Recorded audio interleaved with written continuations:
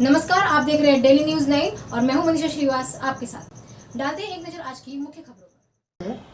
Kolwadkar hospital के director doctor Nandu Kolwadkar sir, आप एक ईएनटी सर्जन हो सर। हाल ही में आपको अभी जो एवी जो इससे एज अ प्रेसिडेंट करके आप नियुक्त हुए नेशनल प्रेसिडेंट करके, तो ये बताइए ये किस तरह की आपकी जर्नी थी और विदर्भ के एक व्यक्ति को इस तरह से सम्मानित किया गया, उस संदर्भ में आप बताइए।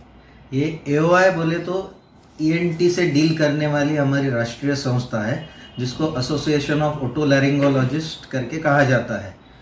बट इसका चुनाव साल में एक बार होता है और पूरे विदर्भ के जो ईएनटी सर्जन्स है उनकी इच्छा थी कि विदर्भ से कोई तो होना चाहिए। 40 साल पहले डॉक्टर एसएल जायसवाल करके जो ईएनटी सर्जन थे वो एक बार हुए थे, उसके बाद कोई वहां तक पहुंच नहीं पाया था। इसलिए पूरे विदर्भ के ईएनटी सर्जन, जो लगभग हमारी जो विदर्भ की संस्था है उसमें 200 मेंबर्स है ईएनटी सर्जन, तो उन सब की इच्छा थी कि मैं खड़ा रहे।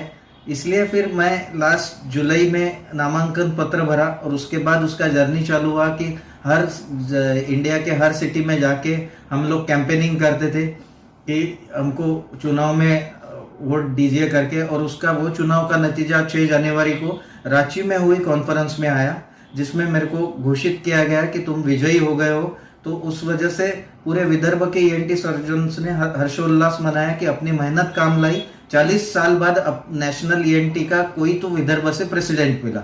उसके पहले जो मेरी जर्नी रही है ना विदर्भ ईएनटी में, तो वो एज अ अलग अलग पदों पे सीढ़ियाँ चढ़ते चढ़ते मैं लगभग 4 साल सेक्रेटरी रहा। उसके बाद जो हमारी ऑल इंडिया संस्था की जो कॉन्फ्रेंस रहती वो भी 25 साल पहले नागपुर में हुई थी, वो हमने 2020 में नागपुर में ली, जिसमें आज तक का रिकॉर्ड ब्रेक किया कि 2400 के ऊपर पूरे ऑल ओवर इंडिया से लोग आए। क्योंकि तब लोगों का ऐसा कहना था नागपुर में देखने को क्या है, लोग क्यों आएंगे, पर बोला नागपुर में लोगों का प्यार और अपनी हॉस्पिटैलिटी इतनी है कि लोग आएंगे। और पूरे पहले के हुए कॉन्फ्रेंस का रिकॉर्ड तोड़ के 2400 लोग नागपुर में आए थे 2020 में जनवरी में।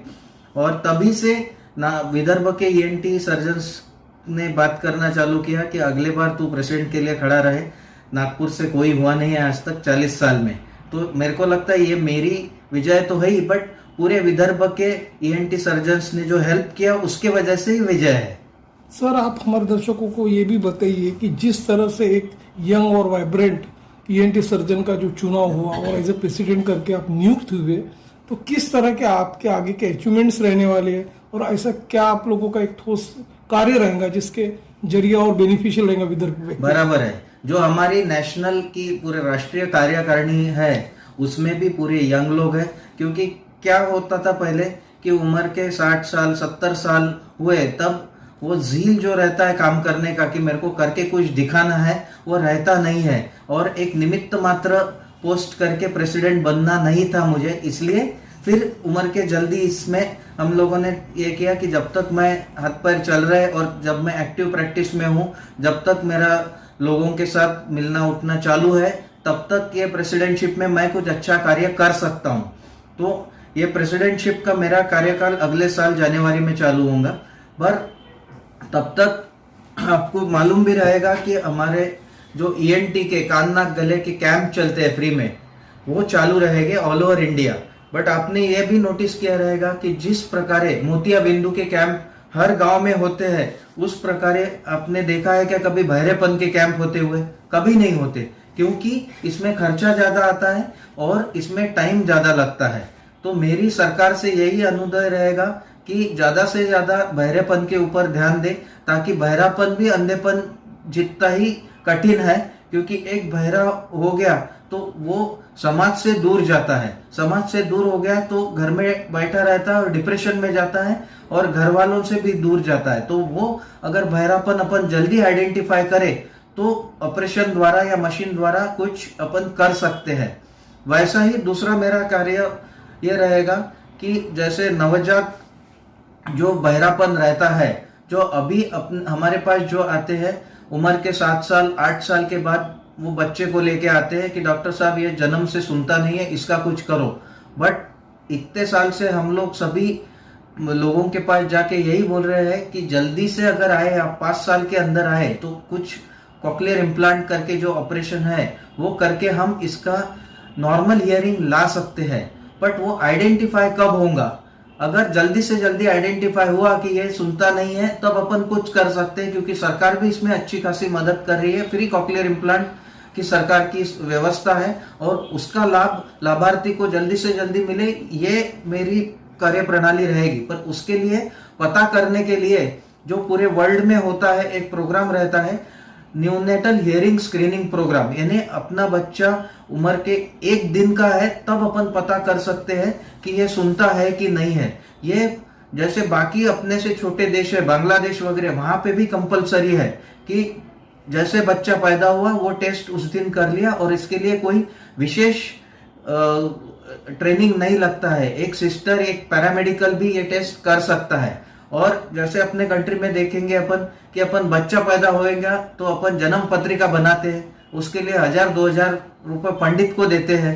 बट ये टेस्ट का अभी निजी में भी किए तो भी 500 रुपए के ऊपर खर्चा नहीं आता, बट वो टेस्ट करने को कोई तैयार नहीं रहता है। तो मेरा सरकार से, मैं जब प्रेसिडेंटशिप का हाथ में लूंगा तब यही प्रयास रहेगा कि ये प्रोग्राम को कंपलसरी करे एंड सरकारी निधि से हो जाए, ताकि हर बच्चा जब हॉस्पिटल के बाहर निकलता है उसके पास जैसे जन्म पत्रिका रहती है वैसे सर्टिफिकेट रहेगा कि मैं नॉर्मल सुनता हूँ। उसमें फायदा ये होगा कि उम्र के 1 दिन से अपने को पता, माँ बाप को पता लगेगा कि इसको पैदाइशी सुनने का प्रॉब्लम है। तो जैसा ही वो 1 साल का होता है उसका ऑपरेशन कर दिया तो वो नॉर्मल जैसे बच्चे हैं वैसे उसकी डेवलपमेंट होगी और नॉर्मल से सुनाई पड़ेगा उसको। यही मेरा प्रयत्न रहेगा। सर, आगे चल के एज अ प्रेसिडेंट करके आपके पास क्या मुख्य चैलेंजेस होंगे और इंटरनेशनल ऑडियंस को आपका क्या मैसेज होगा?